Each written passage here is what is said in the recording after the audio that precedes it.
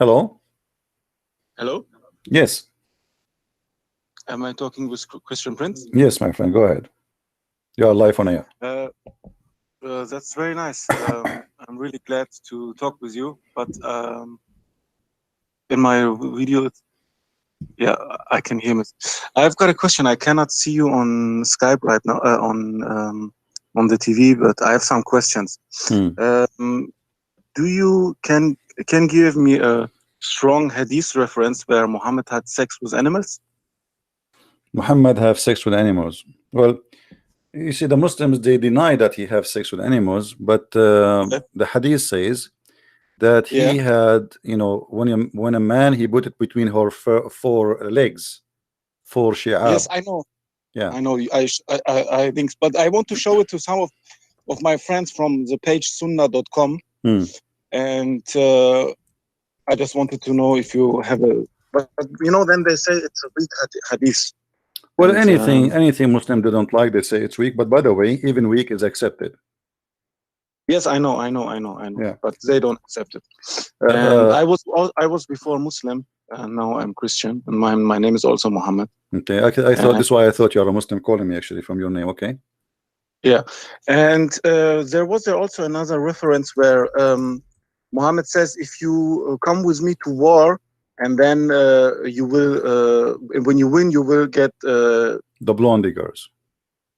No, if you win, you will have jewelry and everything, and if you lose, you will get the reward in heaven. You will get virgins. Well, all the stories of Muhammad is about that, you know, because simply the Quran says clearly, "Qatiluhum," and Allah will make you inherit their money and their land, you know.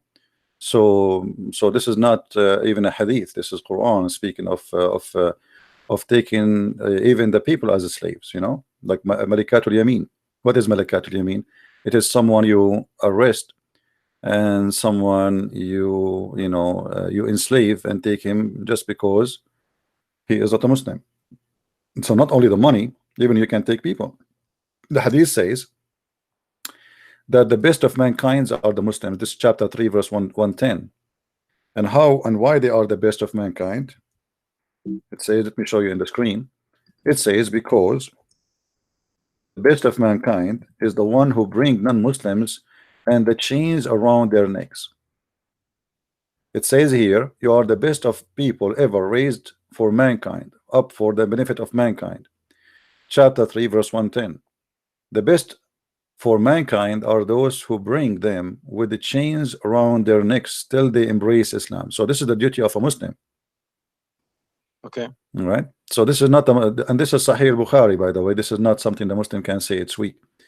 And again, when a Muslim he said to you weak, you can go right now and search in Amazon, sorry, in YouTube, and you will find a video of Sheikh Hamza explain that weak hadith is accepted in Islam, and he says it literally that weak hadith is a weak argument, which means when a Muslim he say this is a weak hadith, this is a stupid argument. And those who use those things, or let's say this argument of weak hadith, is the one who are uneducated about Islam. Yes, I can imagine that. Yeah, it's a way to hide behind it. Okay, you say to me something, it's embarrassing. So what I will say right away, I say weak. It doesn't matter what you say to me. Yeah. You know. Another question is about the muta. Did the Sunnis abrogate it after Muhammad's death or while he was alive? Well, there's a hadith saying that it's abrogated during the time of Muhammad, but there's hadith is saying that the muta was practiced even when he was alive. When he was alive, for sure that he was alive, but even after his death, they were practicing that. If we go in the hadith, we will find this. I don't know, you said you cannot see my screen, right? Yeah, because when I called you, I saw another thing, but I will go now with my PC. You can PC. play it again. You see here it says that it's reported, etc., etc., etc. Okay, so we had the benefit of being benefiting ourselves by muta during the lifetime of the Prophet and during the time of Abu Bakr and Umar. So here we go. Abu Bakr became a caliphate, and Umar became a caliphate, and still the Muslim practicing muta. So how they say to us that, and this is sahih, they cannot say, Yeah. they cannot say this is weak, you know, this is Sahih Muslim. This is the reference, we show it in the screen. So the Muslim, they I cannot practice see, the but just muta. listening. Yeah, later you will see it. The Yeah. Muslim, they cannot say we did not, you know, muta is forbidden really in the time of Muhammad, because if this is true, then how they practice muta after the life of Muhammad during the time of Umar and Abu Bakr when became caliphate. Okay. All right. Anything else, Okay. my friend? And another question which is referencing to that, but I'm not sure if it's right or wrong. It's in Surah 32, verse 52, where he had sex with so many women that Allah came inside and then said, "Oh, stop! You're not allowed to have sex with other women. You are only allowed to have sex with the slaves."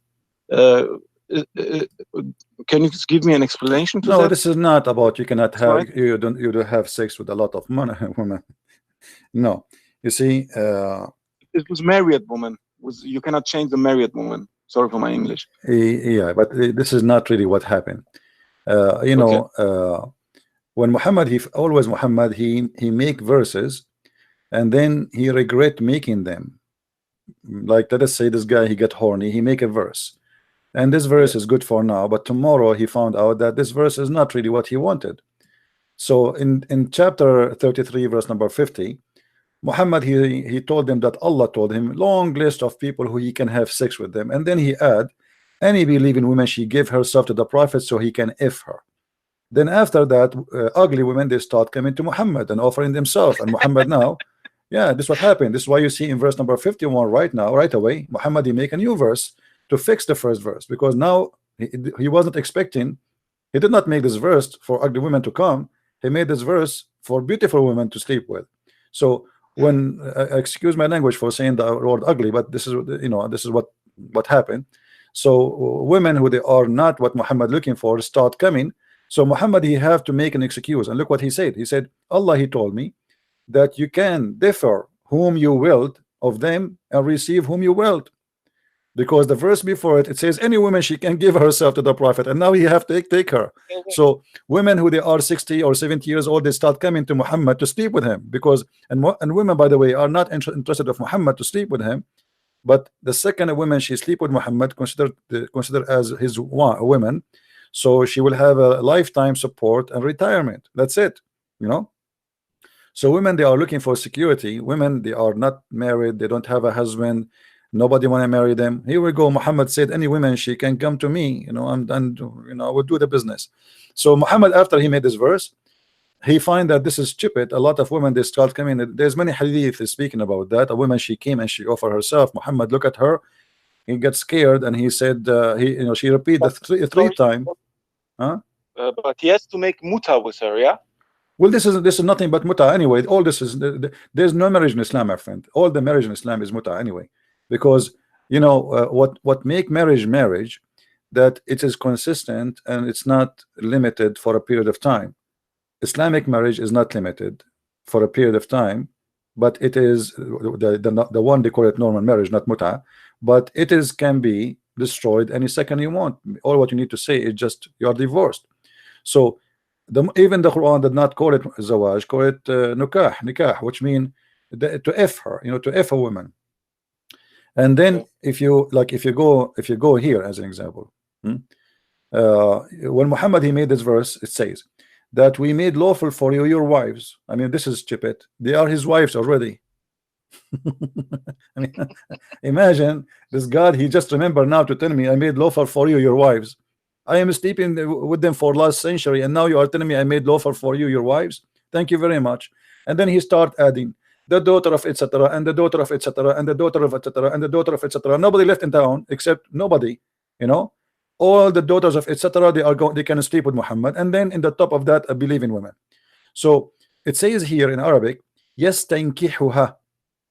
For those who speak Arabic, they knew what I'm talking about. Yastankih is not he marry, because this is a verb of something he do every day. You don't remarry again and again the same woman. It says yastankihuha. So he if her. It's continuous verb. So any believing woman, she offer herself to the prophet so he can if her, and she is only for him. This is a privilege only for Muhammad. And this is additional proof that Muhammad is nothing but a scam. Because why God want to make a privilege for Muhammad about money and sex? What about But he's the Muhammad should be have a model of privilege that mankind. he, Everybody has to have the right, same abilities to do what he has done. You know, he's the role model, so yeah, everybody has when to look. somebody claimed to be a leader of a group, claimed to be religious, but he asked for a privilege for himself, obviously he is a scam. Unless you're God. And you notice here the privilege of Muhammad is about, he make a privilege in the Quran about how much money he take, fifth of the every attack, the best of the attack, the booty. Like let's say we go inside the house, we want to steal all the furniture there, the biggest TV will go to Muhammad. And then, you know, like the biggest most expensive goes to Muhammad. This is what the Quran is saying. Same here for to F women.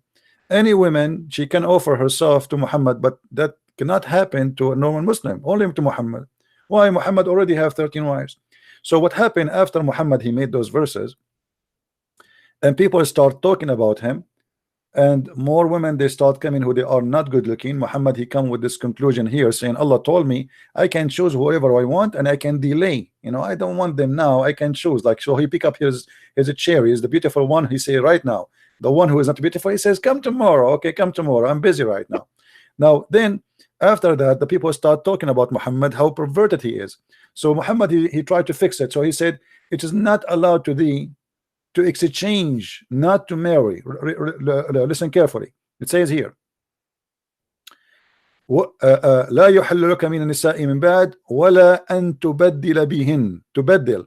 There is something the Arab they used to do. They exchange women, which mean you take my wife, I take your wife. This is not marriage. يبدل, تبديل is exchange. If you go here, you will see the translation saying the following. Should change them. How I can change my wives? What does that mean? I heard of somebody divorcing his wife, but I never heard of somebody changing his wife. You know what I mean? How you can change them for other wives? Simply what the Arab used to do, they exchange women. You take my, okay, are you bored from your wife? Okay, take mine, I take yours, you know, for 2 weeks, for two months, whatever. So this is what they used to do. So Muhammad here, he made a verse saying, okay, yes, I made tons of verses about my sexual enhancement. Allah give me a power of 40 men. Allah, he give me license to F everybody, etc. And now, you know, I think this is too much, so I'm going to show you that I am a good guy. Okay, so now I cannot exchange my wives. But still Muhammad, he don't allow his wives to marry after him anyone. Yes, I know that. I know that. Yeah. So what happened? Muhammad is trying to make himself look better. Go ahead. You know, Muhammad says that in paradise they will have big penises, the man, and men will have virgins, according to Surah 55, verse 56, I think. And what about the woman in the Islamic paradise? Will they get men with big penises also, who they will have sex? Like mean the woman, you know, she's with niqab and hijab and chador, running the whole lives and having one man, and what's going to happen with her when she comes into heaven? Well, the Quran says that those women, they are going to be jailed, and they are made. They don't have options of men. Here, the women are made for certain men. So in chapter 55, verse number 72, it says that those women are jailed. حور مقصورات في الخيام. They are jailed in a close guarded territory.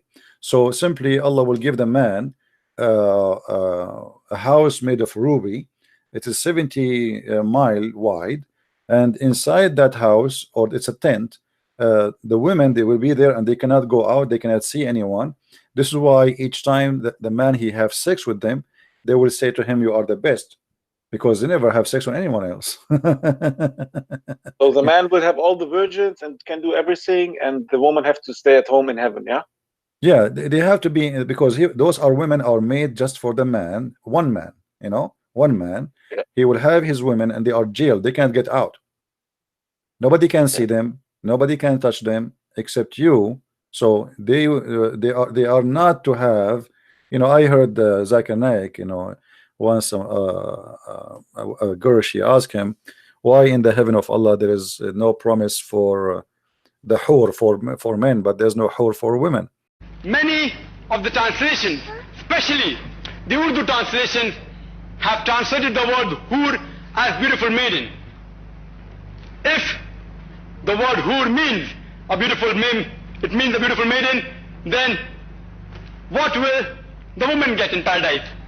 Actually, the word hur is a plural for ahwar, which is applicable to the man, and hawar, which is applicable to the woman, and it signifies the characteristic of hawar, which means big, white, beautiful eye, and describes specially the whiteness of the eye. The similar thing is mentioned as Azwaj al-Mutahharin, many places in the Quran, in Surah Baqarah, chapter number 2, verse number 25, and Surah Nisa, chapter number 4, verse number 57, it says Azwaj al-Mutahharatun, which means companions, pairs. So the word hur is rightly translated by Muhammad Asad as spouse, and also by Abdullah Yusuf Ali as companions. So hur actually means a companion or a spouse. It has no gender. For the man, he will get a good lady with big beautiful eyes, and for a woman, she'll get a good man with big beautiful eyes. I hope that answers the question. The idiot, he said the word hur does not mean necessarily females. It's a plural word, but this is stupid, because the Quran confirmed that hur is a female who did not bleed, you know. That's what it says in the same chapter, verse number 56. So those hur, here the Muslim in translation, they try to make it look nicer. They say no man touched them or genie, but the donkey Zakir Naik, he said word hur is not necessarily female. So how the Quran says they did not bleed from sex in the vagina? So it's a stupid, you know, and you know, Muslims usually, anyone defend Islam, doesn't matter what you say, they you know, they like it. Just say whatever you want, just defend Islam, you know, even if it's stupid, even if it's contradict the Quran, contradict Islam teaching. Here we go, the verse in front of us says, this is the Muslim translation, whom neither huris, who neither men or genie have touched them. So if those are not necessarily female, that means they are male who no male or genie touched them.